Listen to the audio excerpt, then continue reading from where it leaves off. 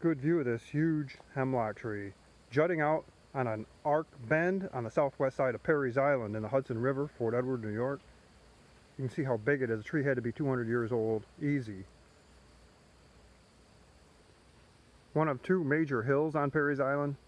Usually after a rainstorm, the rain washes away the dirt and debris. You can find all kinds of like quartz crystals and milky quartz and a little bit of other minerals that I'm not sure of.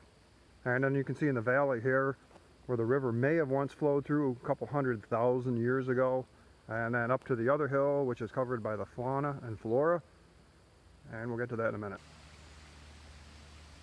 Nice view from the top of the southwest hill overlooking the river and all its splendor and glory, and the way that maybe the glacier had possibly carved all this out at one time or another. You're up probably about maybe 120 feet above the river right now. Power of nature here. Roots just extending way off the bank, and the oak still grows. Some trees that are marked up with some names, old names that have once been on and passed. I don't know if you can see this one. I happen to know this guy. You can see that there's Arthur Cassant.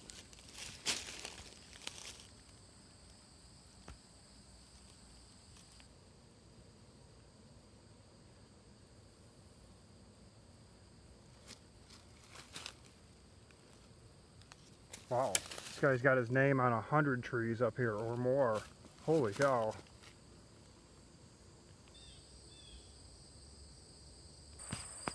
Hudson River flowing south. This is the northern view. And of course the northern view of what once was the island before they took the dam out and before it separated from this main piece of land on the side. Maybe a glacier, maybe another huge river, but some force of nature had taken this and transported it into being an oasis, something untouched and unmoved and unused by humankind for centuries and centuries over the millennium. That's what makes it so special. That's why the beech trees are almost 2 feet across, hemlock that are way over 37 inches in girth. You just don't find these anywhere else around in developing areas. And that's what does by our industrial footprint that we all call progress. Is that what it really is? Or is it degress, taking away? We're not supposed to be here right now. This is all supposed to be a Superfund waste site created by massive industrial dumping. No one corporation is responsible as much as all are. We have wrecked this land. And in fact, I'm probably creating some sort of an offense just being here.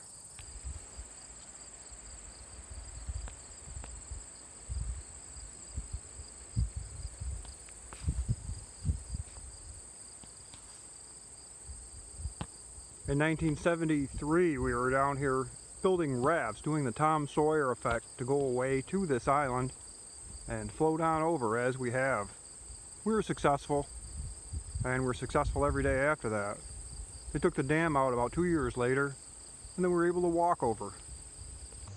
The river once flowed in these meadow grasslands out here, over the tops and separating this island. You can see a good view of it right here, creating this so-called Perry's Island. The trees are just a great, huge escape away from the footprint of civilization. We don't need to keep wrecking crap. Looking south, across the meadowlands where the river once divided this land up. And you really have to ask, like,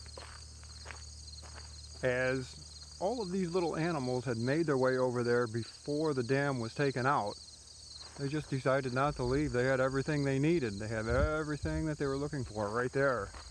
Why come back? Isn't that something of America? We got everything we need here. We don't need any outside influences. Perfectly pristine, untouched. Probably unseen again until they do something to alleviate this tragic mess that humans have created over the last 70 years. This shot would be over on the banks of the Hudson River. Huge hemlocks just gracing the shores of what once was the Hudson River. Just beautiful. These trees, these hemlocks, have a lineage that goes back hundreds and hundreds of thousands of years. I mean, even just the simple girth of the hemlock provides hundreds of years into history, a historic preservation in itself, if you will. And along with all the maples and oaks and white pines and birch, God, the birch are the biggest birches you could ever see around anywhere. Rounding out this excursion of Perry's Island, this is the south view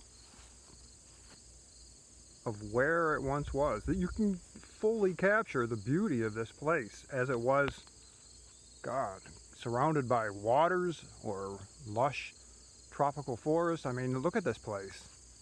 It's been left untouched. There's nothing in there other than the natural perseverance of what has been led to survive. It's just a gorgeous place inside for nature lovers. Rock hounds, all kind of good things in there. Separated by the main land. Not like washed away and pushed out, but all this other land that was in between had probably been washed downstream somewhere or eroded out. Maybe the glaciers of 150,000 years ago had washed this crap out. Then you have to ask yourself, hey, did mastodons come up around this way? Because they are noted and found in this area, not too far away. And who knows what else. One last view. Here we go, showing the Hudson River in all of its mighty glory and its life-giving aura that it provides out there. There are fish in that water right now like I've never seen before, ever. Ducks and geese are floating along the shades on the western side of Perry's Island out here. And it's beautifully cool inside. The canopy of the flora and fauna out there is probably lowers the temperature down probably about 10 degrees anyway, maybe 15. Out here it's about 85, 86, and in there it's a cool whispering breeze of like in the 70s. Yeah, 70s.